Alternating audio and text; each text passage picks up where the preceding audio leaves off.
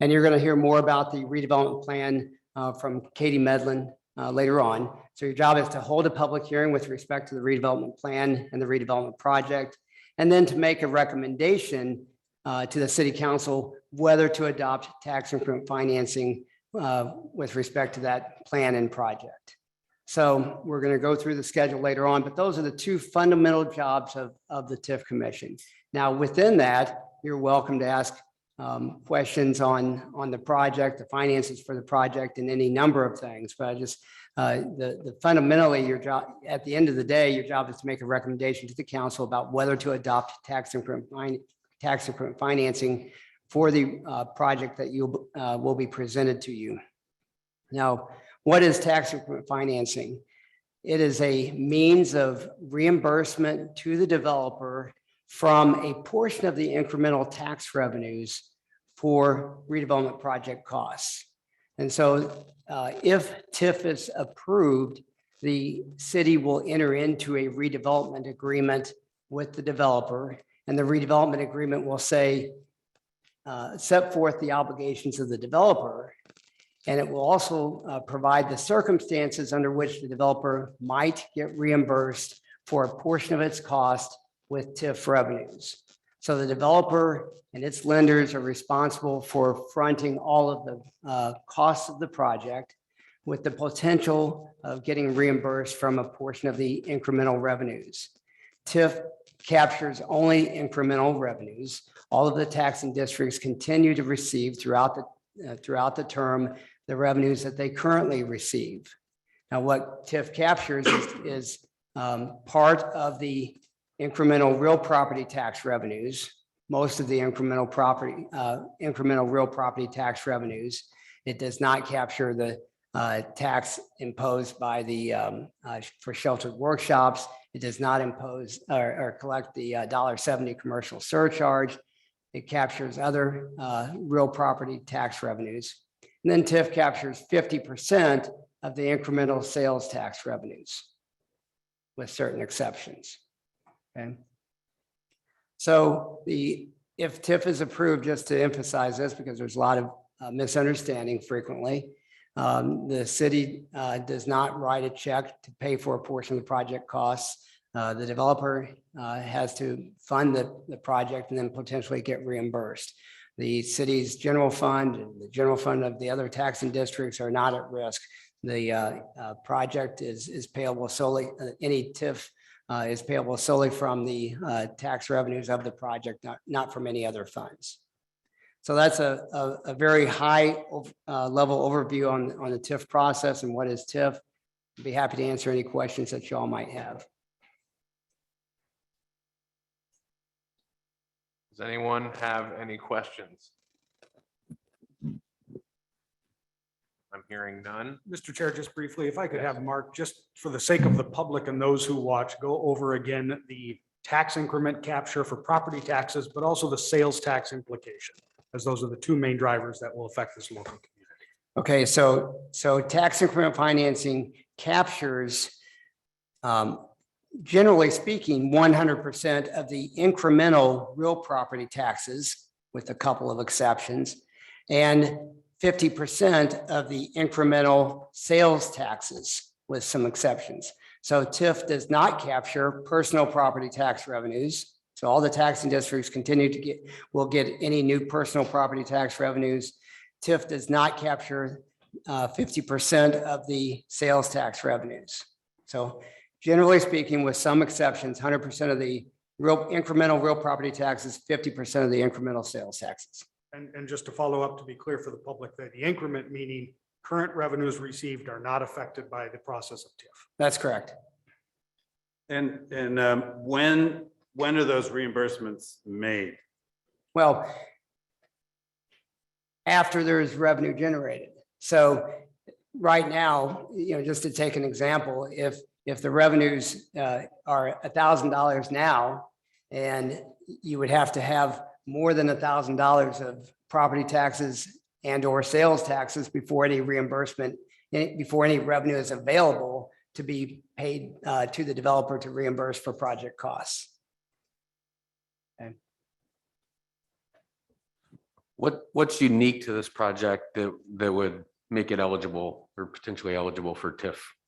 Yeah, well, I don't want to steal Katie Medlin's thunder. And so that will, she's going to go through initially tonight with an overview of, you're going to hear about the redevelopment project from the developer team. And then she's going to provide an overview of that, answering that very question. And then next week, you'll get the detailed documents to review that set forth the basis for TIF for this project. So the answer is stand by, you're going to find out. But if I may, let me chime in, having said that, real quickly. If you're interested in the duties and powers that the TIF Commission has, we do address it in our code, and you can find that online at Webster Groves, and that is Article 15 of our code, Section 4.9, or excuse me, 4.980 to 4.984. And if you really want a dry taste of it, you can also go to Section 99 of the revised code of the state of Missouri, because they will also, it's 99, Section 800 through 99.866. And it talks about TIFs and generally how they work. It's very, very detailed. It's not going to give you a lot of information, and it's not going to tell you a lot of the subjective things that you have to pay attention to. Ultimately, Mark is right. There are those two things that you must do. One is, of course, you must have a public hearing. And so that brings us to what is a commission here. And I get to talk to you for a moment about sunshine, because as a commission of the city of Webster Groves, you are subject to Chapter 610 of the Missouri Code, the Missouri statutes, which is the sunshine law. And it says basically that everything that you do as a governmental body is discoverable. And it's supposed to be. It's supposed to be transparent. It's supposed to be seen by the public so that everyone can know what was said, what was done. Nothing is done behind closed doors. There are some commissions and some boards and some council meetings that can in fact be held behind closed doors for certain purposes, again, that are set forth in the statutes. I cannot conceive of a reason why a TIF commission would ever have a closed meeting. So the idea here is that we will make sure that everything is done above board. But now you also have to recognize that communications that you have between you could be communications that would be covered by the sunshine law. Now, the only time that they are actually covered by sunshine is if you're actually forwarding them to the city. So if you included our city clerk, that sort of thing, that would be out there. If you're just emailing between each other saying, hey, are you going to make the meeting tomorrow night? Or, hey, I didn't like Mark Grimm's tie the other night. That's not the sort of thing that would necessarily be capturable by sunshine. But I want you to be aware of it because we always say that when, as a lawyer, when you're talking about things like the sunshine law, sing like no one can hear you, dance like no one can see you, but text and send emails like your lawyer is going to read it in a courtroom. All right. So again, keep that in mind because things can be discoverable. And again, we want the public to know what's out there. So having said that, our meetings will be published. Our meetings will be, there will be notices that will be set out. You will always be able to see that. If you have any questions of either Mark or I as we go along, or Shannon as we go along, feel free to forward those questions. We will typically share them with council if those, or excuse me, with the commission if those questions are posed. So again, we're trying to do as much as we can to make sure that A, we're addressing your information as you need to in real time, but also recognizing that the public has a right to know. Okay? Questions about sunshine. One final thing. You're going to get people who are going to reach out to you and say, this is what I want you to do, or how could you take this position or that position? It is going, social media will go active. I will tell you one of the more delightful things that you can do is just shut it down. All right. But that may not be real world for you. So if you have something in the Twitterverse, if you have something on any kind of a social media platform that you want to address, whether it's one of the many community connects that are out there, you know, again, that's up to you. But I would ask you, if people are talking about what's going on here, even if you see it and it's patently false, don't address, don't engage. Okay. If it's something that's out there, you can forward it on to Eric or to me or to Mark, and we can address it in other ways, but don't engage. It never serves a purpose. Okay. And then I will tell you, just put on your really thick skin because you may need it. Neil, if I could really quick, the city staff and Neil and Mark are here to assist you guys. So if there's questions, you're confused by something, by all means, don't hesitate to reach out to anybody on the city staff, including Neil, Mark, and Eric. They're more than willing to help you. They've helped me multiple times, so just encourage you to use them. Thank you, David. Certainly. That's why we're here. Okay. All right. So I think that concludes item number, excuse me, item number 4. And we will now move on to item number 5, discussion of redevelopment projects and redevelopment plans by the SG Collaborative and Development Strategy. You don't mind, but I'm sitting here. I appreciate that. It's a little hard to talk with these things on, and Eric, I'll kind of give you a nod when I want you to switch things. That would be super great. Good evening. Thanks for coming. My name is Larry Chapman. I'm with Seneca Commercial Real Estate. That's the S and SG. My partner Phil Hulse over here is Green Street. That's the G and SG Collaborative. And we came together to put this project in front of the city.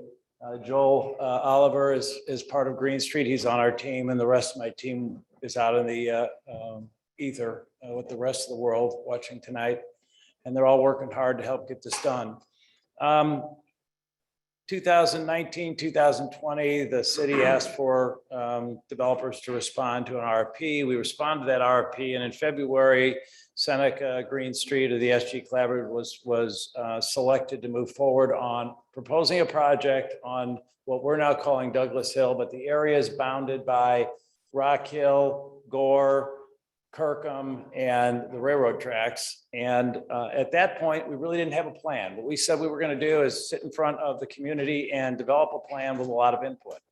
If you were to go to our website, SG Collaborative, you can see all the meetings we've had and all the various things we did. But we started in April of 2020 with a public outreach through a town hall, which we had to do virtually. It was kind of crazy. We still had huge participation. I want to say we had 300 or 400 people all connected, and there was many more on top of that, just buried within those numbers.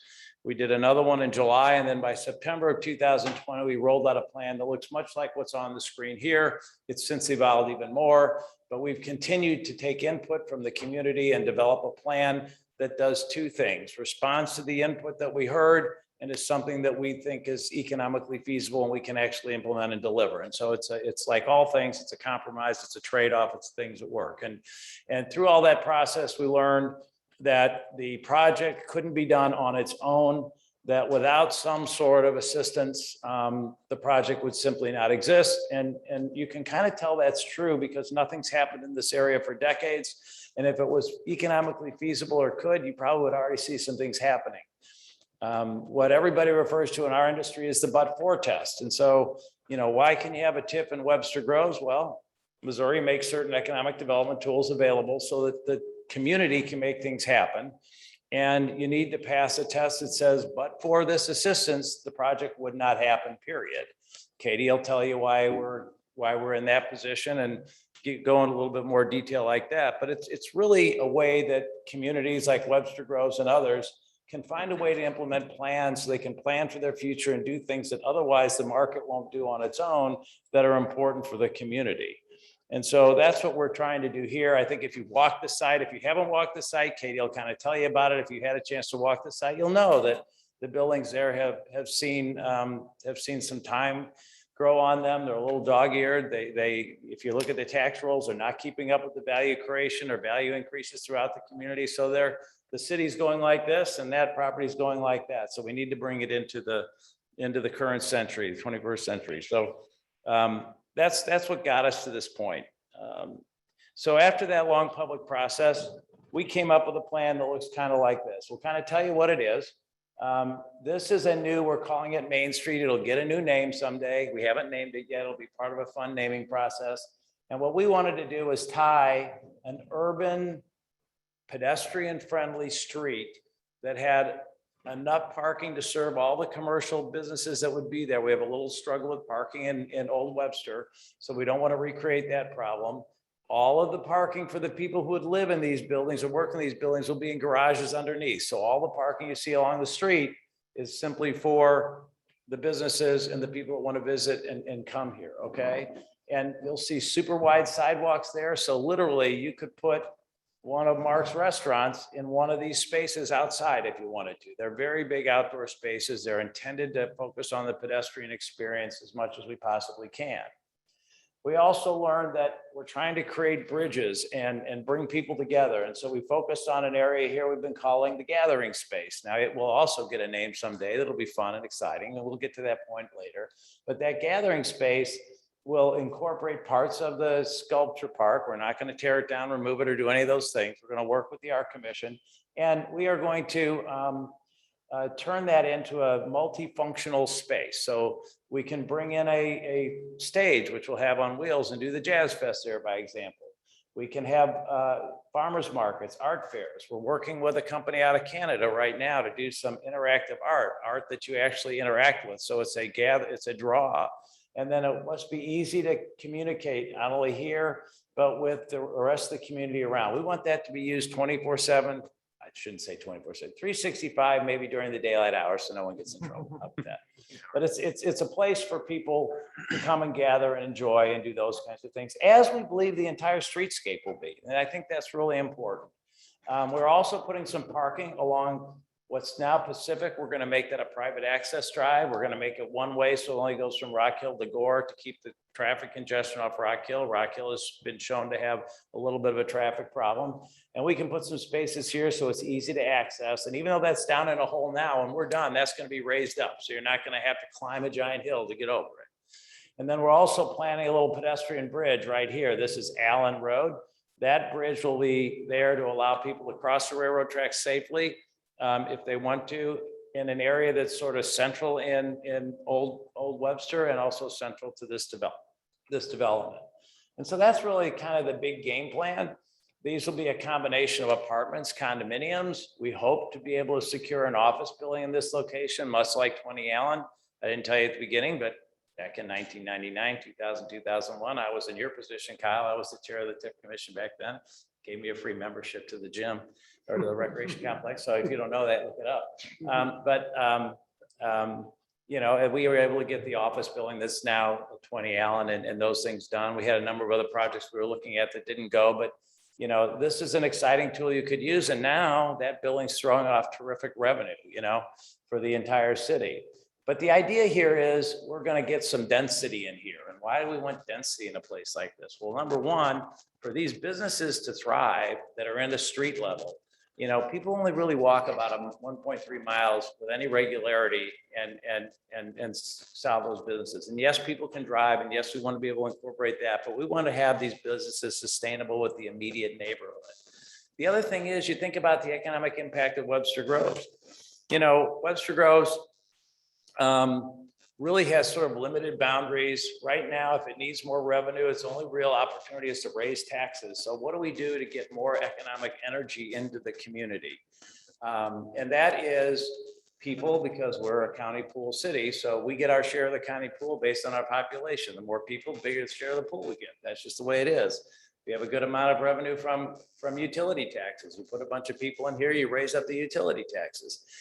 We believe on this area, which represents about 1/2 of 1% of the land area of Webster Groves, will generate somewhere between 10 and 15% of the economic energy of Webster Groves going forward, simply because of that fact. And I think that's an important consideration when you're thinking about the future of the community, okay? Let's go forward. I'm going to skip around a little bit. This is the gathering space. One of the things I really like about it is, see this space right here, the stair looking thing? That's actually stair stepped with areas you can put a blanket out, watch the show and hang out and have the stairs up. It's more like an amphitheater kind of style seating, which will be fun. Go on to the next one, Eric, if you don't mind. When we talk about interactive art, we're talking about things like this. Those swings in the lower left-hand corner, those are musical swings. Google musical swings in Montreal. We're almost certainly going to have those here. Go on to the next thing. This is just some imagery of the kind of activities we want to see going on in the gathering space. Again, very public centric.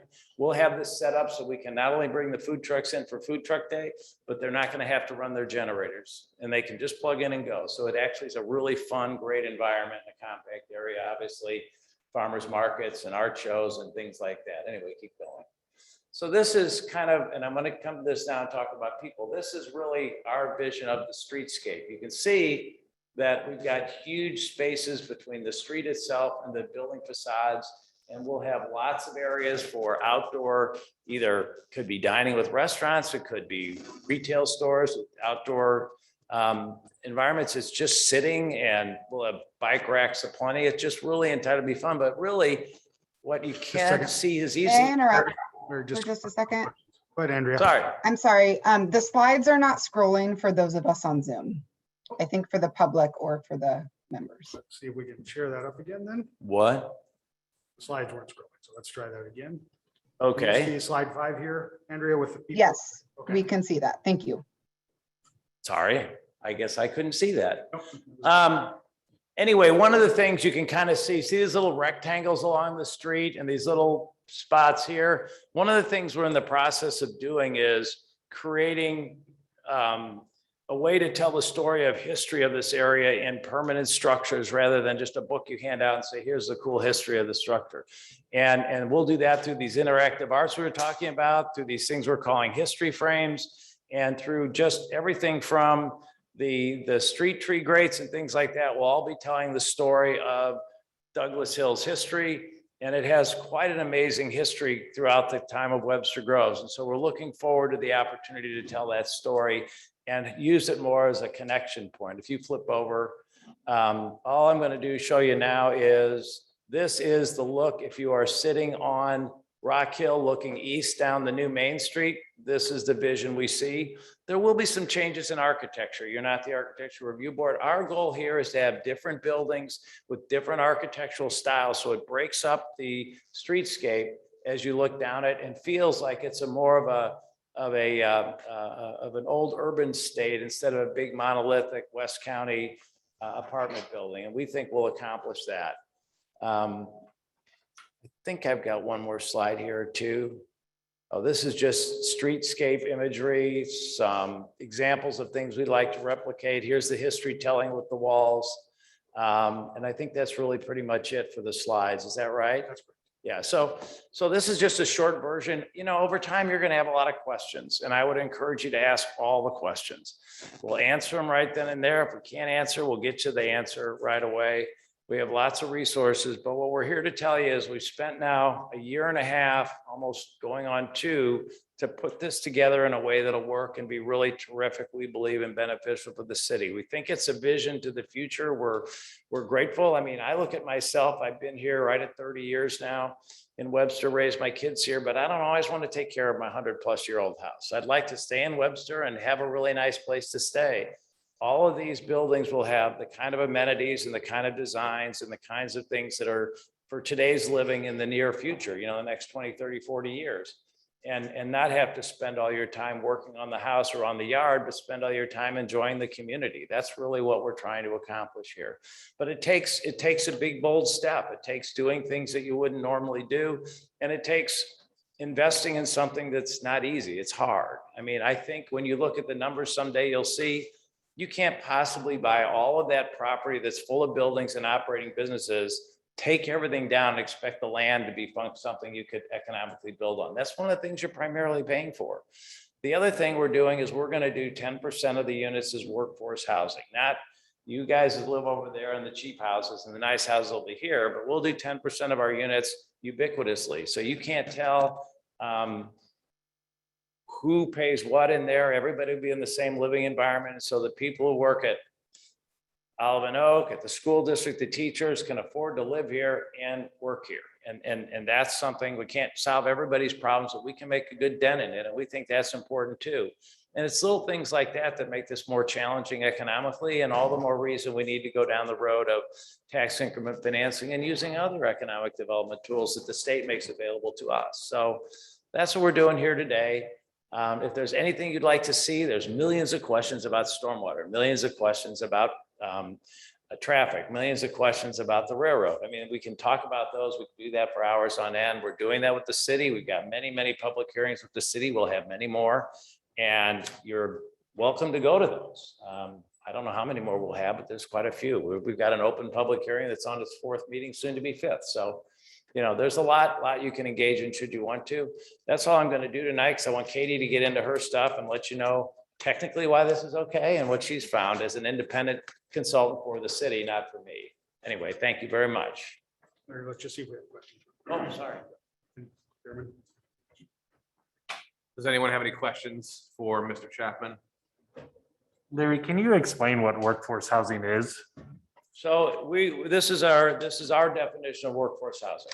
We basically said, okay, what's a good benchmark for moving people into the city. And we looked to the school district, we said, a new teacher coming into the Webster School District makes a modest salary, and we'd like somebody like that to be able to live here. So that's our benchmark, and we'll carry that benchmark. But that should also transfer through to somebody who works, at restaurants here locally. I mean, if they get a base amount of money and earn tips, they should be able to get to the same spot as that police officer, although your police are a little better paid in some places. But, these are people who are mostly providing services of a social benefit that we all take for granted, but really don't get paid a huge amount. So we need to take care of them. Also fixed income people, somebody who might be on Social Security could afford to live in a place like this. Anyway. I've got, I don't want to get into any details, but I have three quick questions. Yeah. One is, have you looked at no cars on Main Street? Well, And I'm just saying, I'm seeing a lot of things in the future and a lot of cities that are really moving forward are looking at, and COVID really helped this too, I think, take the cars out of the equation. we would love to do it, and you can easily do it. Right now, you can't afford to do it. Your businesses would fail. People just won't park in garages and go visit retail establishments right now. Will that change? I sure hope so. It is really easy for us to take these spaces, the way we've designed the road, and convert them into outdoor space with you just literally do it. The pavement will be there to do it. So, but I don't see any way to handle the retail establishes without it. And we already have a problem at Old Orchard. We got to help put it in that too. And I don't want to drill into all the details. The next two, the second one is, I know some of this property is in the floodplain, and I know you said there's lots of things we can talk about storm. How is that going to be the development protected, I guess, from? So there's a couple of things, So you're correct. This property is not only in the floodplain, but it's also in the floodway. In the middle of Shady Creek is a floodway. And when you're in the floodway and the floodplain, you have multiple jurisdictions, not only the city, but MSD and FEMA. And FEMA means the U.S. Army Corps of Engineers. So part of our project will include going to the U.S. Army Corps of Engineers, getting a 404 permit. The primary reason for that is to take the creek, clean all the junk out of it, and make it more natural. It's actually, you got to get a permit to do that. You think you could just do it, but you can't. We'll actually lower the bottom of the creek a little bit. So that's part one. Part two, we will actually provide stormwater detention, which currently does not exist anywhere on this property. So every drop of stormwater that comes off of this property today runs right into the creek without any slowdown whatsoever. We will be required to detain it, and we will be required to treat it for water quality. So we will improve the amount of water going into the creek from this piece of property. The other thing we've done is a floodplain study. We needed to know why the flood maps don't look like what has been happening in real life. So we've learned by going through FEMA's and SEMA's, which is State Emergency Management Association records, that we'll actually be able to file our plan. We'll be able to get what they call a conditional letter of map revision that'll bring the floodplain elevation down by about a foot, maybe a little more. And then when we're done, we'll actually get a letter of map revision. That'll allow future developments to all be much lower because we will have improved that situation. And the last piece of physical work we'll do is the choke point in this area is on Gore. And so we will redo the water flow under Gore, and that will get us a much improved situation. It will not eliminate flooding potentially, but it will improve the situation tremendously. Okay. And then my last question is I think, I'll be considering if I think this is good for the community as a whole. Can you articulate why you think this is good for Webster? I mean, in a short, really why, not just development for the sake of development. Why is this good for Webster? So I personally believe it's good for Webster for a number of different reasons. One, it offers living diversity, which we really don't have. There really are no modern apartments in the community at all. There are apartments, yes, but not modern ones that people would want to live in. Two, it will offer multifamily ownership through condominiums, which really doesn't exist in the community. There's some of it, there's a smattering of it. So people who are what we call the bookends, the people coming in and the people who want to stay but don't want to take care of their house have a place to go. The other thing I believe it does is it keeps the economic energy of those people in the community so that it can help pay for the community services going forward. I did a little math problem. If we get the level of of density that we think we're gonna get, somewhere between 1,200 and 1,500 people. If we replicated that in a typical single-family home in Webster, it would take somewhere between 170 and 200 acres of land. Can you imagine the city services required to do that? So when we went and talked to the city and other departments, we actually are not gonna put a burden on the city services. Yeah, we're gonna need to help them get a hook and ladder truck for $1.5 million so they can do some things they want to do, but it's really not a burden because we aren't adding a huge amount of territory to what they're responsible for. And then we're going to generate tax revenues, not just tax revenues like property taxes, utility taxes, sales taxes, personal property taxes, things like that. All of that will occur. And yes, we will reroute some of that through the TIF if we get it, but we'll also bring in more families with disposable income. And that's the kind of thing that keeps churning inside that. If they live in Webster, use it in Webster, and stay in Webster, that will help. And then we believe we'll attract people to Webster that aren't here. So think about what happens when you create alternatives. So Webster's only option to provide more better services isn't raising everybody's taxes. They do it through growth of the community's tax base. We think that's what happens here as well. Thank you. Yes, sir. Can I get just a point of clarification? On what basis is and I guess I'm asking about Mr. Graham, on what basis is the TIF Commission actually supposed to arrive at its recommendation? I mean, I suspect that everyone's got feelings, perhaps they're in favor of this, they're not in favor of some other things. There are aspects they like, there are aspects they don't like, but clearly, your personal feelings aren't coming into this. I mean, what is the basis on which we are tasked to come back with a recommendation? Well, the statutes don't set out particular factors to take into account necessarily on about whether it's financial. I mean, the statute set forth a number of things that you have to consider, but that doesn't limit it. So at the end of the day, you're going to be asked to reach a conclusion that the project as proposed is not financially feasible without TIF assistance. You're going to be asked, and the city council is going to be asked to reach a conclusion that the area is blighted within the meaning of the statute. But beyond that, you're charged with making a recommendation of, do we think that tax increment financing is appropriate for this project? And your reason for that may be different than someone else's reason for that. And so it's a tough question that you're asking, because I think there could be any number of reasons that folks may say, yeah, we think this is good for the community, and therefore we recommend an appropriate use of tax increment financing, maybe in the eye of the beholder to some extent. So what you think is appropriate may be different from what someone else thinks is appropriate. But a standard that says we believe that it's either we believe it is good for the community or we don't believe it's good for the community is an appropriate way to think about. I think that's implicit. I think that's implicit in the making the recommendation. To the extent there was something that was formally laid out that we need to be following, I just wanted to understand that. That was all. Thank you very much. Right, sure. Thank you. That's a great question, David. Other That's the hard questions before I sit? And I'm not going anywhere. We'll have lots more times to ask questions. All right. I'm not seeing any. Mr. Chair, if I can, Mr. Hampel has joined us. I think we got his link working. I just wanted to check and make sure he could hear us and we could hear him. Are you good, Mr. Hampel? Can you hear us? Yeah, I can. I was listening by phone and I'll put my microphone on now so my audio will be better, but All right. it was dicey for a while there. Thanks for checking on me. Yep, absolutely. Great. All right.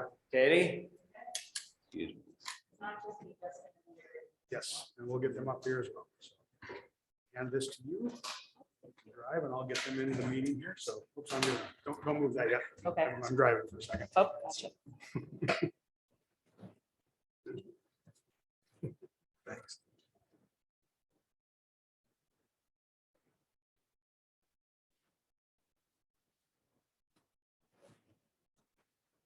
Mr. Carney and Mr. Mark should be coming in here. Okay. Try to get in.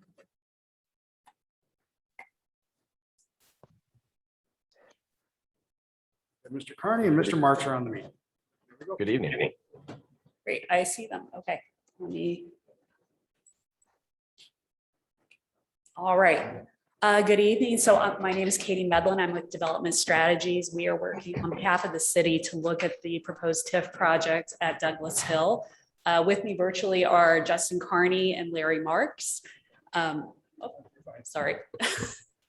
And we are going to present just some general findings where we are so far with the redevelopment plan, the blight analysis, and the cost benefit analysis. These three documents basically form kind of, I don't want to say core documents, but important documents that are required by the statutes to look at the project in various ways. So I'm going to hand this now to Justin.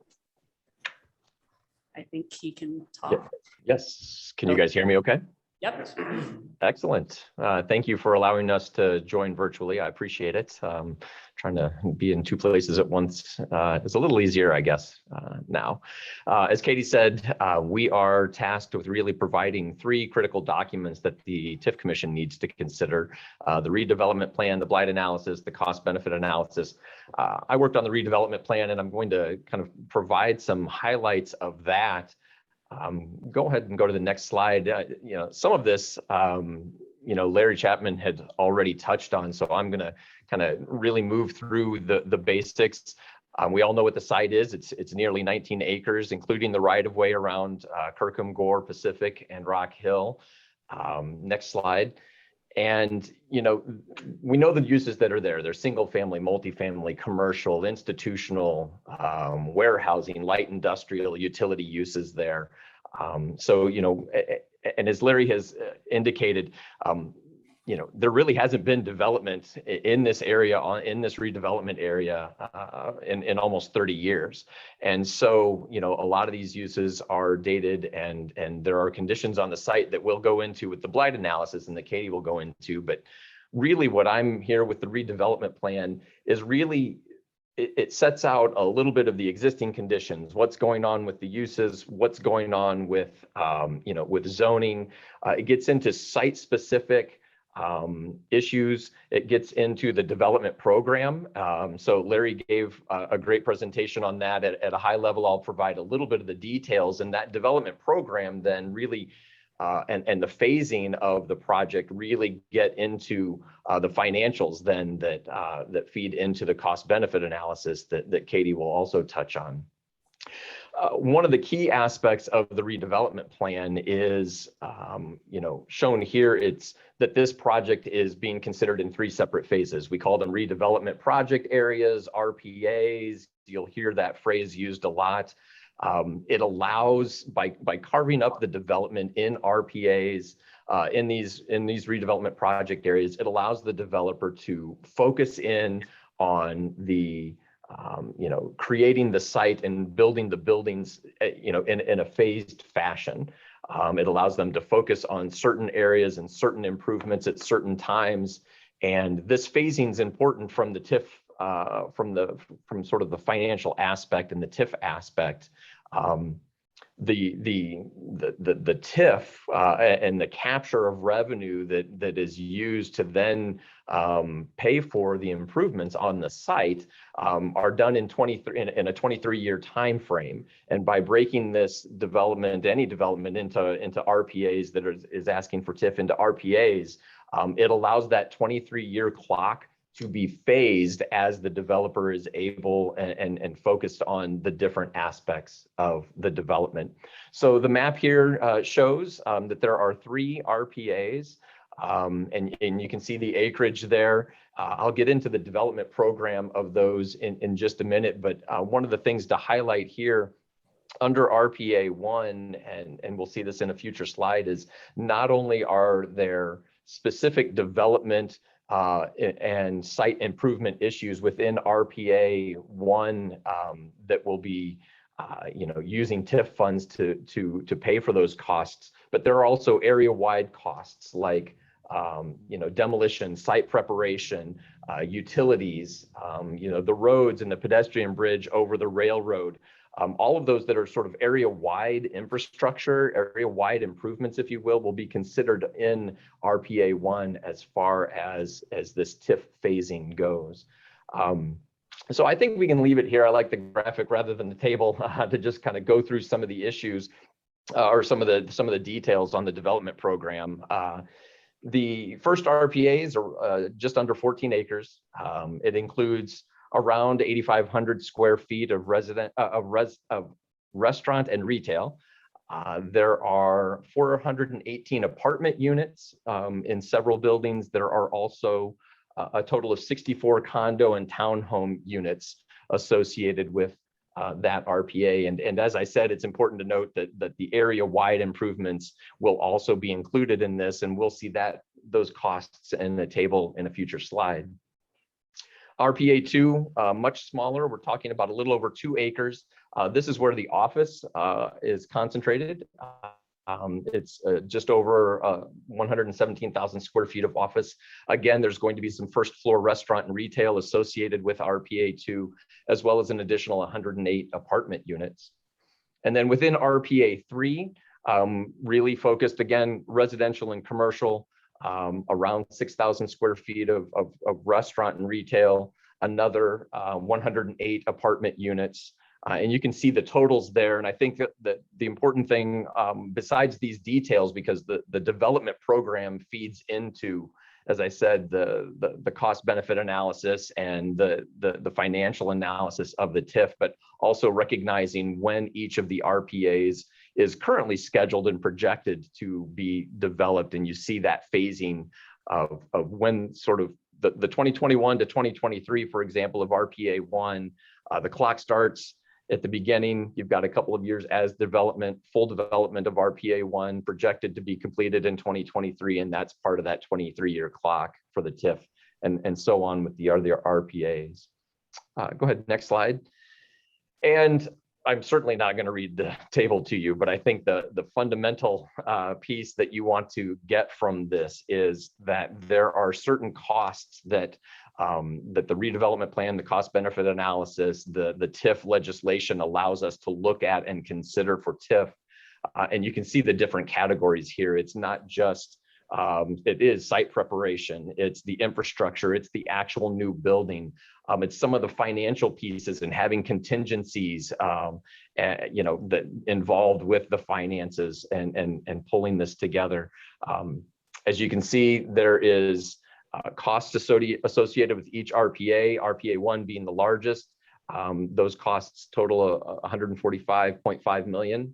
And you can see the rest of them there on the table. The area-wide improvements, around $33.8 million, as I said, are planned to be put into the timing of RPA 1 and really setting the table with those area-wide improvements for the other 2 RPAs. And you can see the grand total of costs, the estimated projected costs for the redevelopment project. Next slide. One of the things that the redevelopment plan does that is important and perhaps relates a little bit to the question I think that was asked right before this is really to have findings that we need to look at when we're putting the redevelopment plan together. The first one is that the redevelopment plan, that the redevelopment area is a blighted area and is really not subject to growth. Katie's going to detail the blight analysis in a moment, and Larry has already touched on the fact that there has not been significant development in this area since the 1980s. It's really, given the individual site issues of this collective redevelopment area, it is just not anticipated that private enterprise is reasonably going to come in and redevelop this without TIF, and Larry certainly touched on some of that. Another component, of a key finding is that the redevelopment plan conforms to the city's comprehensive plan. And it does. In this instance, it's conforming to the comprehensive plan that was done from 1978, but there was a 2006 development foundation plan that was considered an update or a focused update of the comprehensive plan. And that's what's illustrated here on the slide. This particular area was shown as an area that should have mixed use, multifamily housing and office. And I think it's just reasonable to also expect it to have an extension of commercial from Old Webster as you consider kind of the modern mixed use reuse of this redevelopment area, and that it does, comport to the foundation plan. Next slide.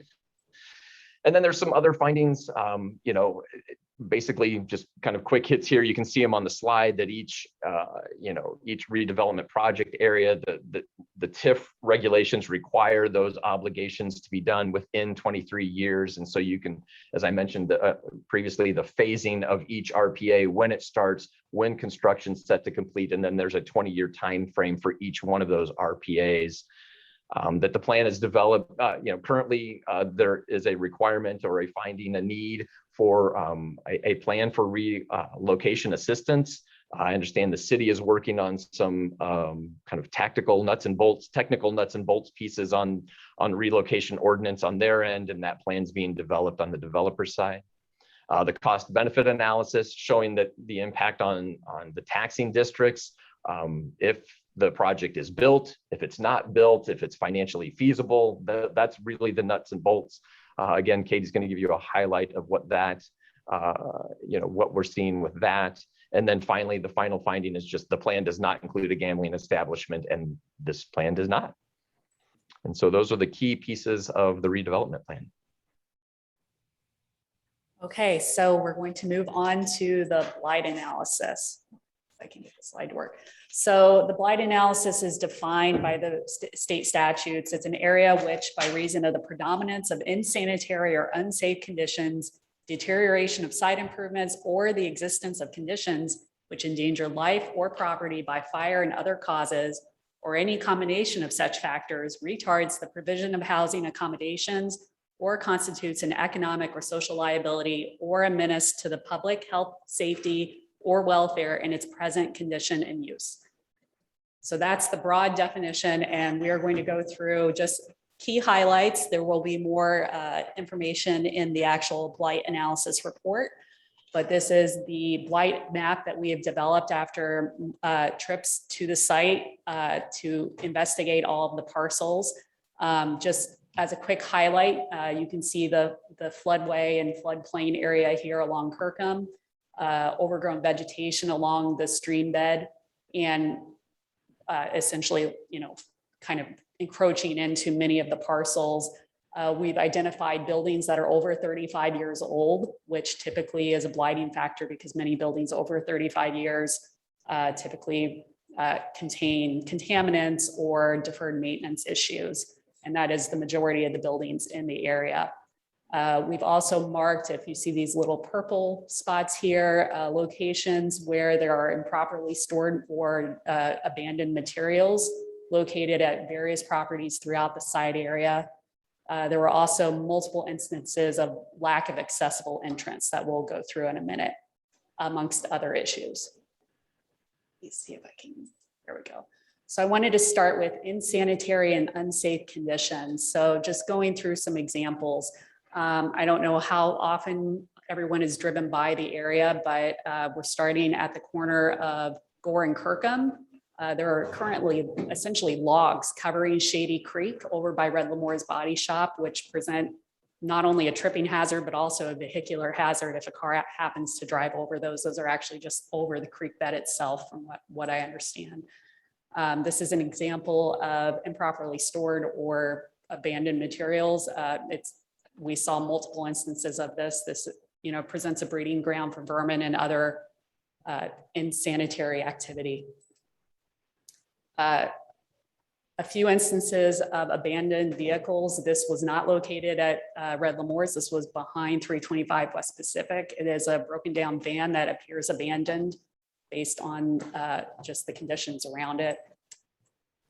Also multiple instances of overgrowth in the area, including vegetation blocking storm drains, vegetation encroaching on buildings. There were, again, dumped materials grown with vegetation growing around it. Just lots of instances of lack of upkeep and derelict kind of conditions. Looking at now at the deterioration of site improvements. There is an area of the entire parcel off of Sherman Place that is actually still considered a public easement, and then there's a private privately owned parcel behind it that is wooded over, but appears it used to be either a gravel parking area and or paved, but it is now deteriorating pretty significantly. An instance of a retaining wall in what would be considered a failing state at this point. And then signs throughout the area of buildings, either in having structural damage or evidence of severe repair. There are also instances where asphalt is cracking and crumbling, again, just showing deterioration and lack of maintenance of any of the site improvements. Moving on to conditions which endanger life or property.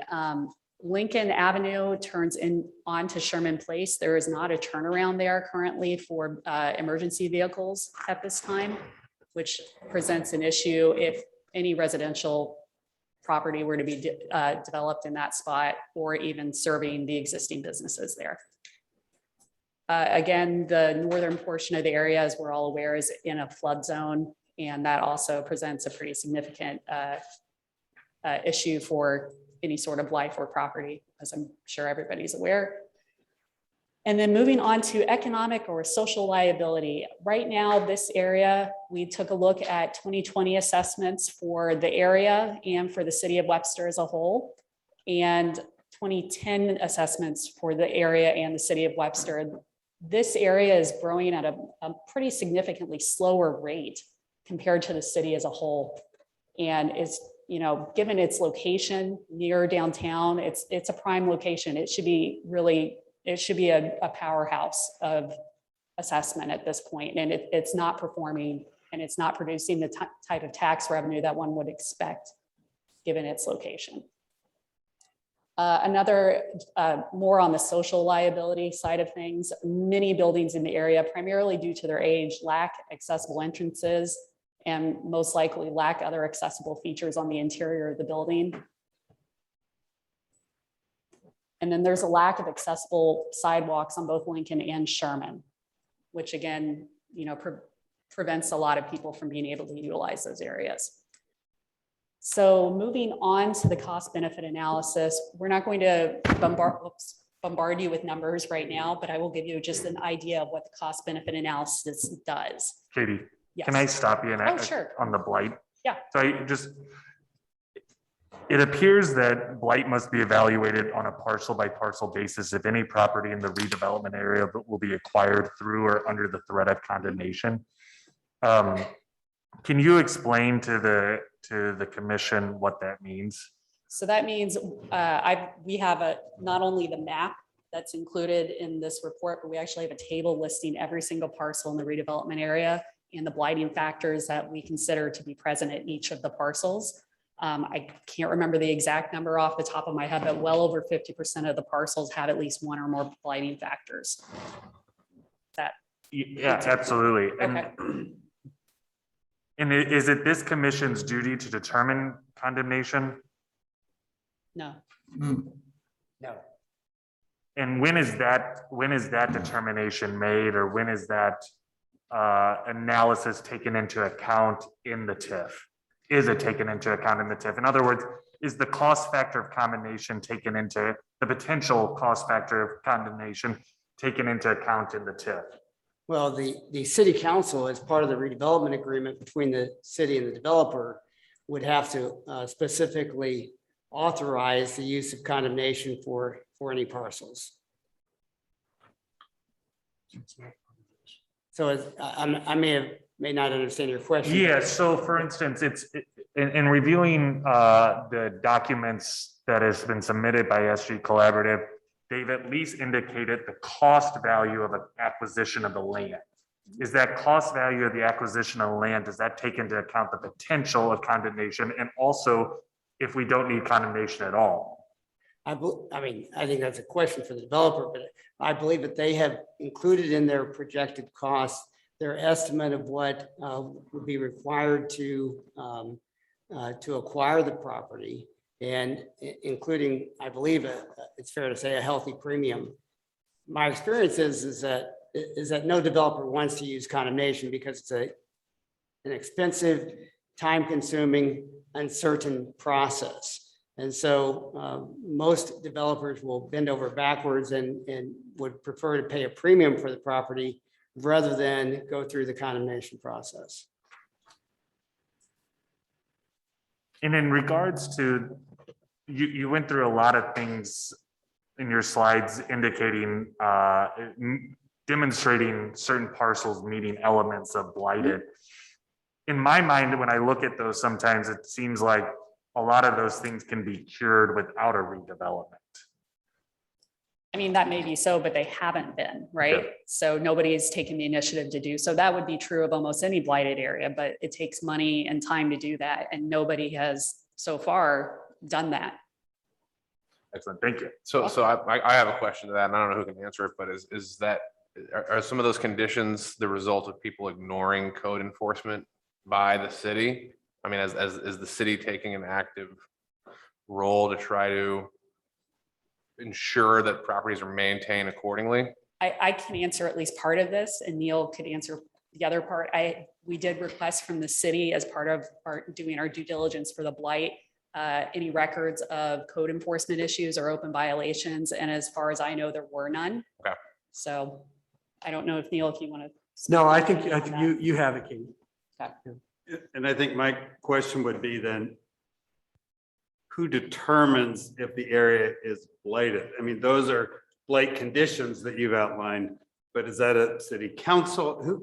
Who determines the area is blighted? Yeah, ultimately, it's a finding of fact by the city council. So the city has engaged development strategies to express an opinion on which ultimately the city would either choose to rely or not rely. But ultimately, if the city is going to adopt tax increment financing, the city would have to find that the area is blighted.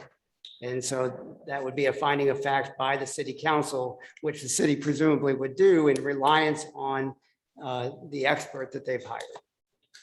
And that could happen before or after we make our Oh, recommendation? no, it would be after.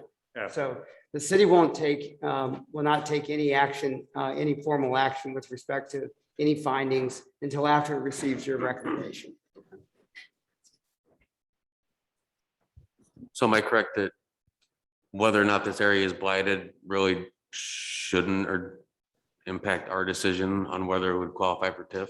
It could impact, I mean, again, if it may impact your decision. If I'm a TIF Commission member and I don't think that the area is blighted, then that might be a reason that I recommend that the area not, that the council not adopt tax increment financing. How much of Webster Groves is in a floodplain? I do not know the answer to that. We could find out, but.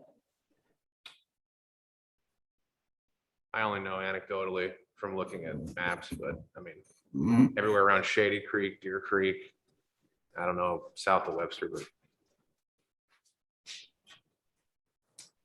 And I guess I'm asking the question because merely because something's in a floodplain doesn't necessarily make it blight, right? I mean, it depends on the definition, right? So I agree, David, that merely because it's in a floodplain, I mean, that's my personal opinion. Yeah.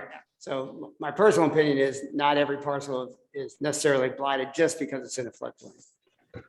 Who develops that list of contributing factors that you use to determine a blighted area? Is that something that your company does, or is that a national standard? Or our company, you know, we use essentially like not a standard list, but there are certain things we're looking out for. Things that we try to include if we can, but weren't able to here. Crime reports, traffic accidents, that kind of thing. Some of that data just wasn't available from the city, that they weren't tracking it. Crime reports in terms of crime, there isn't really any happening in that area. So Mark, but the list, and I think this is to your question, is a list that is standard in the industry. Right. So this isn't SG Collaborative said, here's blight. There's a standard list, and there's been case law that has established what that list is. So there's a variety of legal sources that they go to because they know that that's ultimately where the questions would have to be answered. So it seems to me that's where your list comes from, Katie. Is that accurate? I mean, and it's standard throughout, I think, any TIF project done in the region right now. Yeah, I mean, keep in mind, she read the definition of blight. You know, what you have to remember is throw out whatever, you know, your vision of blight is. The question is it blighted within the meaning of the statute? And so the statute sets out very specifically, here's what blight is. And then so again, the council ultimately would have to find that the area is blighted within the meaning of the statute that she read to you. Is I'll call it the blight report, is that something we'll get access to at some Yes. point? Okay. Yes. very good. I think it'd be good to understand the detail. Yes, definitely. The different structures and Mhm. whatnot. That the redevelopment plan, the blight analysis report, and the cost benefit analysis will all be made available to you. So, How soon will it be made available? Is that something? These are the documents we're talking about next week. Okay. And then when we get to the next agenda item, for those in the public, I'll explain where they'll be able to find those and such when they're available. So are you saying we'll get those prior to next week, or we won't receive them until next You will week? receive them next week, but it'll be ahead of your next meeting, so you have time to digest on them before we go to the next. So as far as your determination of the blighted area, it's based on who currently owns properties there, who's currently responsible for that property, not whether or not someone could come in and resolve those it's issues. literally this point in time, we, surveyed essentially on foot all of the properties, and this is what we saw as of that date. And then, looking at other data as well that we were able to collect from the city or the county, these are all of the contributing factors to what we put forth in the analysis. Perfect, thank you. Are there any other questions or discussion? Anybody on the Zoom? Yeah, this is Paul Hample. Can you hear me? Yep. Yes. Has FEMA designated any portion of the site footprint as being in a floodplain? Yeah, the northern portion of the site, essentially, I think the boundaries are on the little map that I had, but that is the floodplain. And Paul, to answer your question in that map, this presentation will be emailed out to you all tonight, and that'll be placed on the website. So you'll have the maps referenced. And the map will be included in the blight analysis report as well. And just to be clear, as Larry pointed out, it's a floodplain and a floodway. Yeah. This is the difference. Would a TIF Act prohibit development in any area that's officially designated as a floodplain? Sorry, I didn't catch all that. Paul is asking, Would TIF Act prohibit designation of development within the floodplain? Is that correct, Paul? correct? Turn to Neil and Mark. So Paul, if I understand your question, the TIF law changes effective January 1st, that after January 1st, governmental cities can't adopt tax increment financing in property that includes floodplains.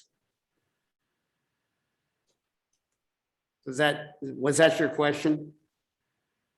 Yeah, I wasn't aware that that was the cutoff. I knew that there were implications involving FEMA and as a designation. So we're looking at something of a deadline then to get under that. Is that correct? The Yes. proposal would be? Yes. Okay. David, you had a question? Can you just explain the difference between a floodplain and a floodway? So I'm remembering back to my architecture days and the explanation. So I may get this completely wrong, but the floodplain is the floodplain is the direct area that will be immediately impact. No, the floodplain is the extended area. The floodway is the direct area where it impacts. And the plain is beyond that. Gotcha. Thank And you. I may totally In misremembering general, for the that. layman, we always say the part where the water is most often is the floodway and the floodplain. You get heavy water. Yeah. David, you can look in my basement in any rainstorm. This is why I have multiple sunroofs. So And I know Larry touched on some things that would be done within the development to Mhm. correct that. Yeah. Is it going to the length where it wouldn't be considered a floodway or a flood zone? I mean, or I can't opine on that. Honestly, that would be FEMA that would, update their maps. So we just go by what they say it currently is. So. Okay, A few more slides. all right.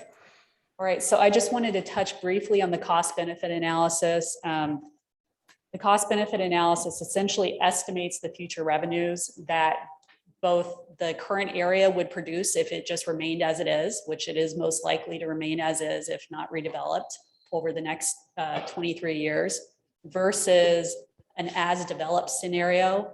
And the comparison between those two scenarios looks at the impacts for all of the taxing jurisdictions that are relevant to the area. So that includes the schools, the city of Webster Groves, all of the various county taxing jurisdictions, the Zoo Museum District, et cetera. And then it looks at the net impact over the lifetime of the TIF for all three RPAs. That number essentially of what that net impact is to those taxing jurisdictions. This also shows an estimate of the available revenues that would be eligible for capture by the TIF.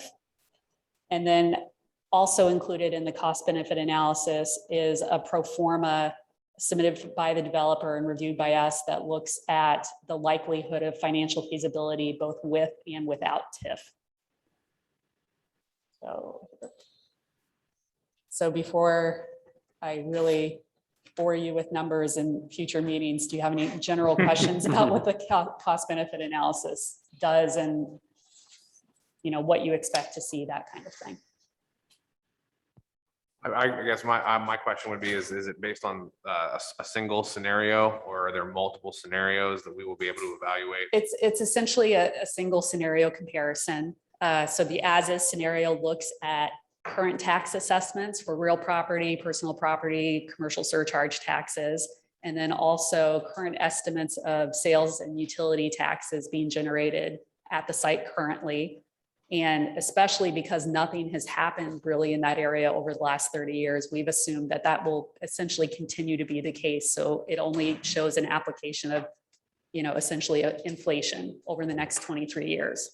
And then that compares it to the scenario that SG Collaborative is proposing using their phasing estimates for construction and estimates from our end of how long it will take to, be reassessed and how long it will take for the revenues to stabilize over time to get at an idea of what the TIF could produce, and then also what tax revenues would be thrown off by that.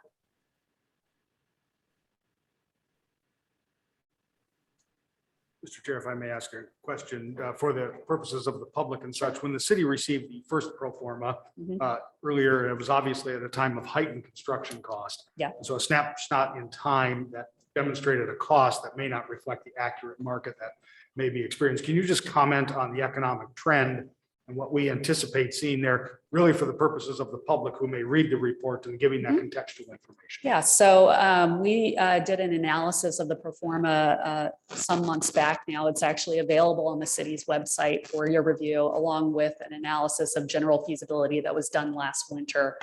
The pro forma analysis at the time, I think most people are aware, construction costs, especially lumber and labor, have been extraordinarily high.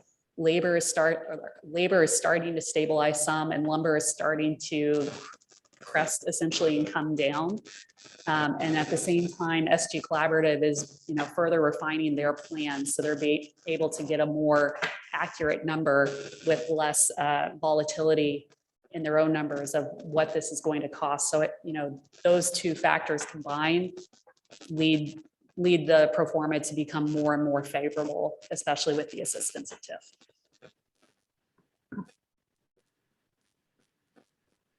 Any questions from the Zoom panel? Any questions from the people in the room here? No? Okay, well, I think that wraps up item 5, discussion of the redevelopment projects. Moving on to item 6, the review of the commission timeline and process plan. Chair, I can see the. Oh, go ahead. For on 5. Thank you, Couple Katie. things on here, I just want to make sure you get your questions answered. And the last one I heard related to floodplain and floodway. And really the difference between floodplain and floodway is mostly jurisdictional. The city can issue a permit to fill floodplain, can never issue a permit to fill floodway.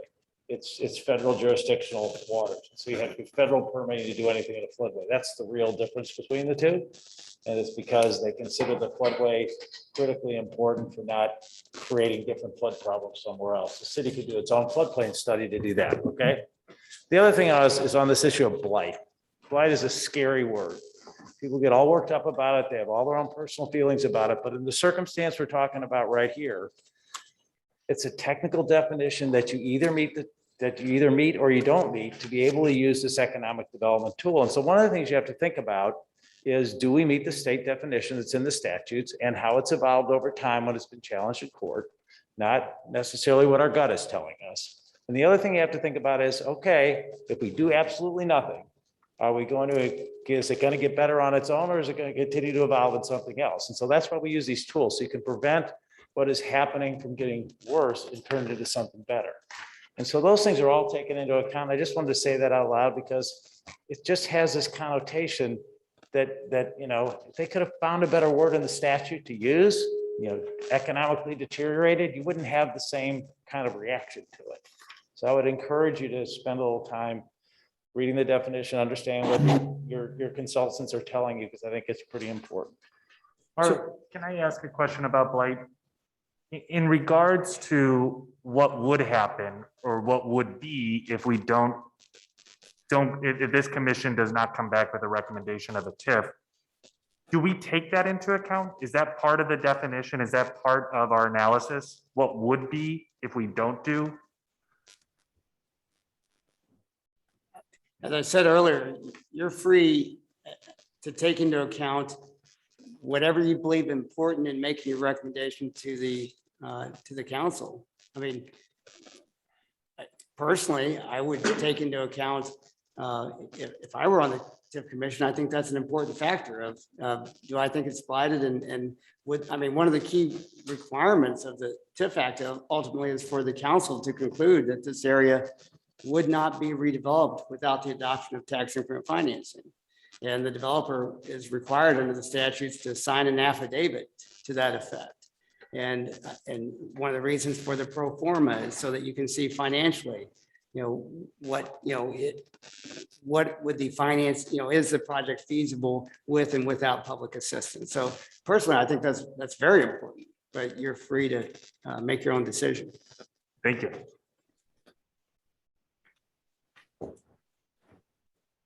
Okay, I think that sums up item 4, moving on to sums up item 5, moving on to item 6, the review of the commission timeline and process plan. Eric. Absolutely. Thank you, Mr. Chair. So members, at your table, you'll find a document that says process plan, and then also on the backside timeline. I'm going to pull up the website here and walk through for those on Zoom real quickly as well. Make sure I can type right. What we're talking about. So the point of this is an organizational meeting. We've given you a broad overview, but I did want to highlight that one of your required duties, one of the 2 major duties, is to set a public hearing. And so I think if we turn over and look at the timeline first, and for those of you on Zoom, we'll get to sharing here in a second. This document will be available for the public as well. But we have tentatively laid out a timeline of meetings. I want to be clear, this is just staff looking at the overall redevelopment process, other meetings at the city, and laid out some dates. These are not, again, confirmed. These are to be set by you.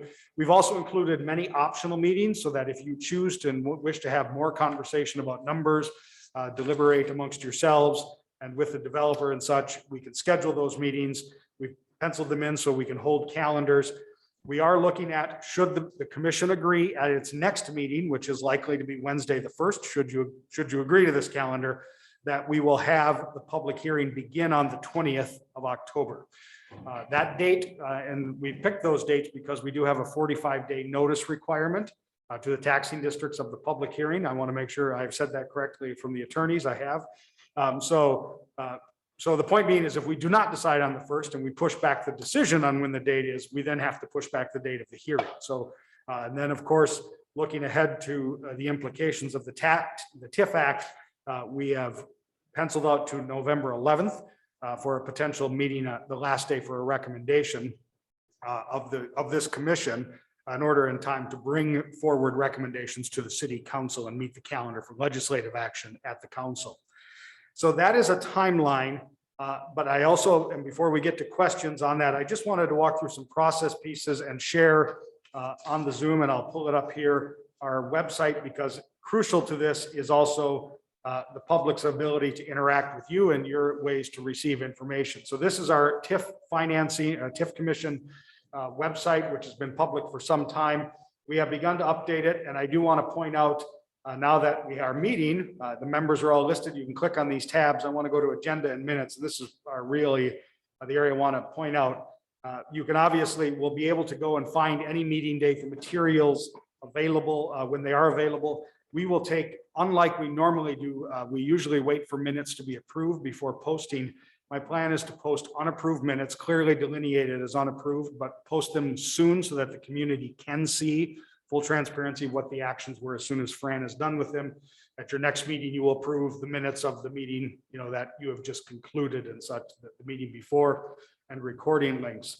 Also, I did want to point out for public comment purposes, if you go to the contact tab, you will see, of course, some great pictures, our council liaison and myself, just so people know who we are. But I want to highlight this TIF Commission email, and this is important for the public and for you.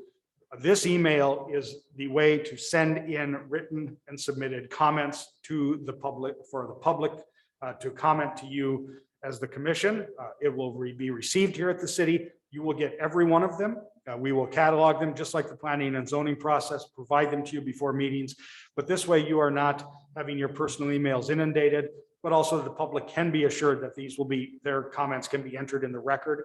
So if you have people that bump into you in the grocery store and such and want to say something, if they're not going to attend the public hearing, this is the email for them to use for written comments. And then at the public hearing, much like the city practice, we will have Zoom available and also in person. We have tentatively, and again on this sheet that will be available to the public that you see, talked about our normal 3-minute timeline for public comment. That is practice for the city. However, we do note that the chair and the commission can change that at their will and their desire. So these are all things put in to help you sort of understand the process, but also the public to understand the process and make sure they can take advantage of their role. And I'll just remind you that the ADA accommodation is important. So we've included that information, will be posted in all of our agendas as well. Members on Zoom and members here at the commission, I'm happy to answer any questions about process issues and this plan and the timeline that we have laid out. Again, draft and yours to govern, but we wanted to put something together to help plan the work of the commission.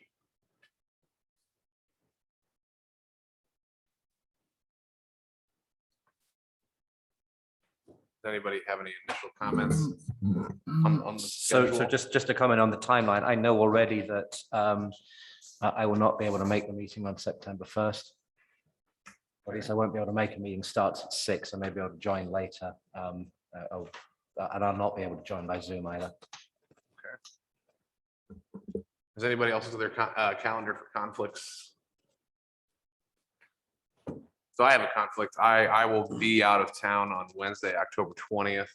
I don't know that I can be on, but I may defer the chair role to Ryan, since I assume you might be here, as opposed to trying to handle it on Zoom. But otherwise, I mean, it doesn't sound like we can really push that date around. We certainly can. We picked out dates. So one of the issues on Wednesdays that we do have to accommodate for is the municipal court meets in this room on Wednesdays. And so we tried to find the right spots within all the other commissions and activities, but also meet the calendar. So we can move that date around, certainly. So this was, again, staff's way to help pull some dates down, but we'll need at the next meeting, if we can figure out the date, if we can figure out any occurrences and if we need to move it. So we know that at the next meeting, so we can set the public hearing would be advantageous. But certainly for the public hearing, the better thing would be for as many people to be here as we can. So if we need to move the date around, particularly for the chair, I think, again, that's Okay. important. So to go back to that, then we can reconvene on the 1st, and that's when we will pick the date for the public hearing. But it can't be any sooner than 45 days. Right. But it can be a little bit longer than 45 days, but we don't want to take too long because got to procedurally get through to city council before the end of the year. That is correct. So we would hope there are 2 meetings of the council in December. So we would ask that the TIF Commission deliver a recommendation in November, preferably before the Thanksgiving holiday, so that it can be prepared for legislative action by the council. Is there a reason why we couldn't set the public hearing date tonight? So we certainly can tentatively set it. We are not agendaed to be able to take action on that item and set it officially. So we would need the next meeting, which you will want to be have to discuss the documents that will be provided, the blight analysis and the cost benefit analysis and the redevelopment. But you could, in principle, decide that. Right, okay. So then I have a question then. So just procedurally, regardless of the date, the public hearing, a lot of people, even if we have a 3-minute limit. I see here that you have a continuation on the 28th, and that's so that if there's an overflow. Correct. I mean, So is there some sort of time limit that the city places on, like, we're only gonna meet for 4 hours, or? No, or is we it generally up to us? have not. And then we have many continued public hearings, like right now in the planning and zoning process. They're continued because of volume, but also to make sure we have the opportunities for people to present or to offer their comments. I want to be clear, though, that if we continue the public hearing to a second session, a second date, that is not everyone from the first day gets to come back and, relitigate their concerns or praise. So it's a matter of those who have spoken have spoken. It's another opportunity for those who have not had the opportunity. And those that would submit written comments, should you want to do it this way, would not be speaking at the public hearing. So do I understand then, so the continuation, if we had to do the continuation, that would be for people who signed up to speak on the 20th, but didn't get the opportunity to? Or would we be allowing then additional people to come to the 28th, having not? Yeah, you wouldn't have to, generally the city practice, you would not have to have signed up on the 20th, but you would not be, if you spoke on the 20th, not allowed to speak again on the 20th. Although you could do that, you just have to set the rules and make them clear. Okay, and we would want to publish that if you want to speak and you want to be heard, that you would have to do so for the meeting of whatever the first meeting is. Okay. So again, there are things that one can do in that regard. You basically are limited only by your imagination and our ability to make sure that the public is aware of that. Does that make sense? Good. Okay. Are there any other questions or thoughts from the dais Yes. here? Yes. And then we'll we get to the have Zoom next. On Thursday, the October 28th, and then Thursday, November 11th, we have That's school School board. Board of Education meetings scheduled. Yeah, okay. So those dates are, we know those are. We will work on different dates for that. Okay. So my suggestion is between now and the first, look at your calendars and figure out what those days may be. We're just trying to get sort of the conversation going. And then, so it's going robustly at this point. So let's make sure that we follow up on that and then pick those dates. The only thing we need is 45 days. Okay. And it needs to be certainly before December 31st. So In terms of location, does that have to happen here, or what is the limitation on It does, offsite? from it City does Hall? not have to happen here. It can be offsite. If the commission chooses to go offsite, like if we're going to use the rec center or a large gymnasium, the city has committed, especially with COVID, to allowing the Zoom option. So we will need to prepare enough time and effort and budget to make sure we can provide enough technology space within that so that people can Zoom in. And especially, I would just say, on behalf of Dr. Peoples and I, we are really committed to not, if people do not want to gather, given the way the pandemic is ongoing, we do not want to force that and make sure the hybrid option is open. Correct, yeah. How much time does the city need to prepare another venue? I mean, is that also a decision that we need to make?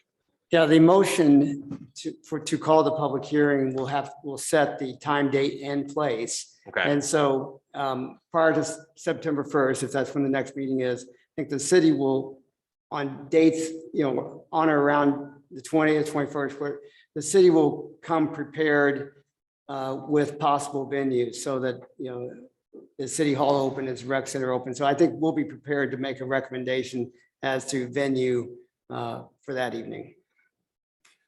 But it seems the plausible alternative to this would be the rec center, because they've got rooms that you can connect. There's there's the gym, there's other things that are there. And maybe the high school? Yes, certainly we could talk, and I don't know anyone on the school board who might have that sort of interest. Based on prior community engagement, I mean, is the need beyond this room there, or what is the city's expectation in that regard? Yeah, so having watched a few of the planning and zoning commissions meetings and such, I certainly expect there to be public comment and input on this.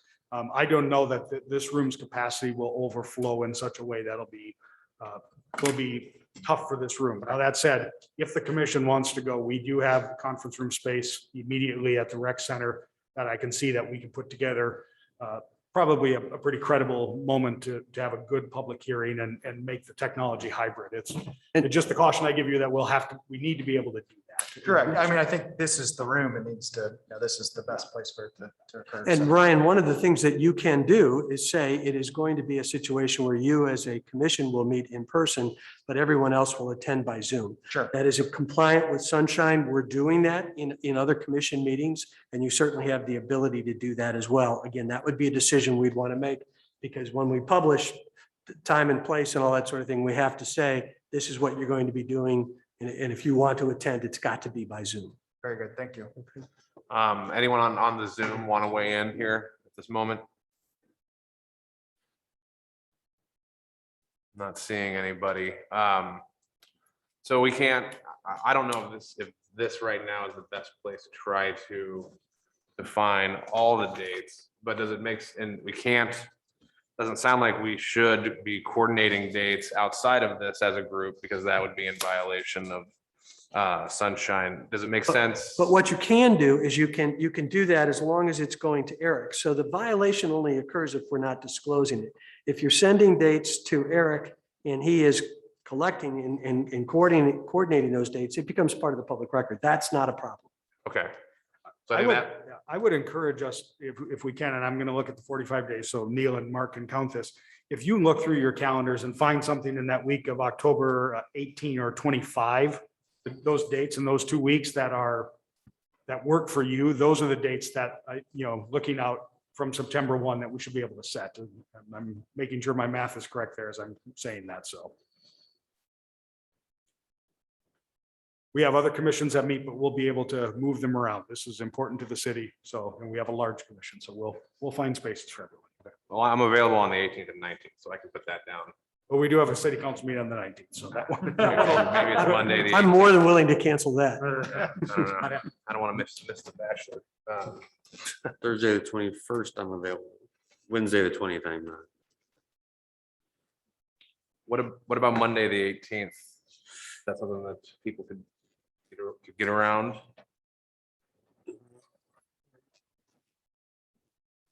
It works for us at the city, so. Works for the Rest of city. Commissioners in the county as well.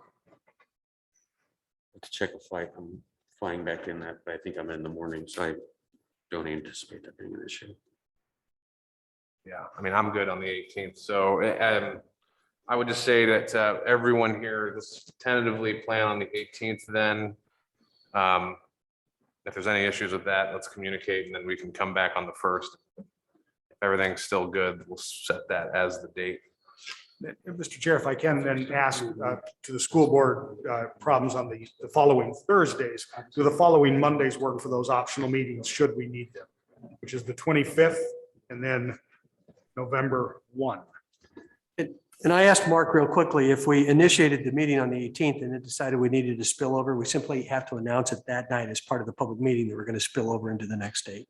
So we would then post it 24 hours in advance or whenever, but that's the key. So we have some latitude in that. On the continuation. Yes. Mhm. This is Jacob Trimble. The St. Louis County Planning Commission meets on Monday nights, and I can't confirm whether our meeting will be on the 18th or not, but that is because Columbus Day falls on the 11th. There's a possibility that the St. Louis County Planning Commission would be meeting that evening. Okay. Okay. Well, that changes the calculation. So. Sounds like the best way to go is just to have everybody submit dates to Eric right now, and then you can do it. If we're trying to do this on the fly, it's a bit of a. Yeah, I agree. So I would request that everybody send availability the week of than the week before or the week after? Yeah, and even looking at the 45 dates, if we, look at that period of the 13th, 14th, the end of that week of the 11th, the week of the 18th, week of the 25th, where can we fit in? Seems to be within our calendar. So availability October 13th to the 25th is what you're looking for. Pretty much. Okay. We will make sure that the 45-day mark is held to and complies. So Let's For go. the week of the 25th, correct? yes. That'll to the 29th. Okay, good point. Thanks. Okay, so just again, everyone will send their available dates to Eric for discussion at the next meeting.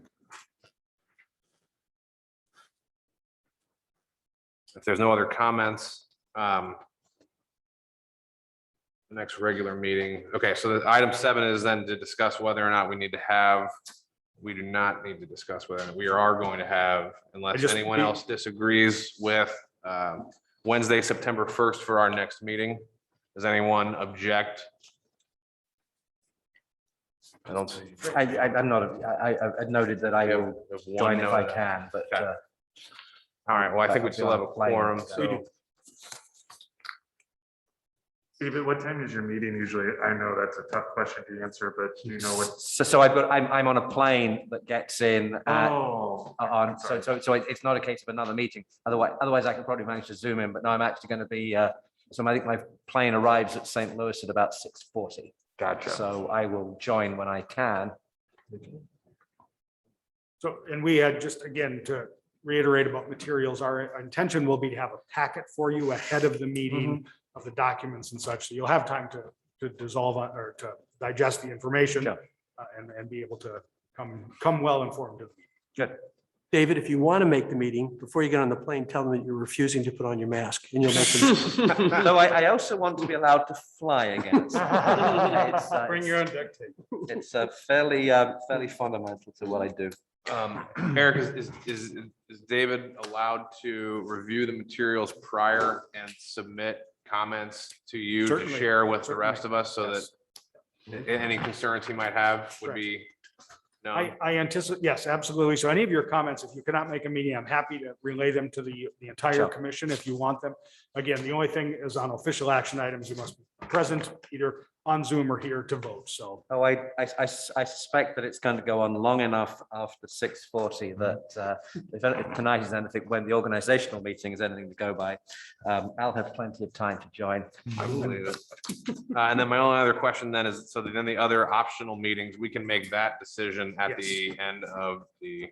and we don't have to decide optional meetings right away. I mean, if we get down the process, we can put them all on the calendar and we can take them off. It's as long as we make sure the notice goes out at least 24 hours ahead. We are trying to be well ahead and say the meeting before, here's our next meeting. And if you decide we don't need it, we don't need it. We can go right to the public hearing date. So. Okay. Anything else from anyone on Zoom? Hear anything else from anyone else on the dais we haven't covered? All right, well then, I will adjourn this meeting. Here we go. All right, thank you very much, everybody.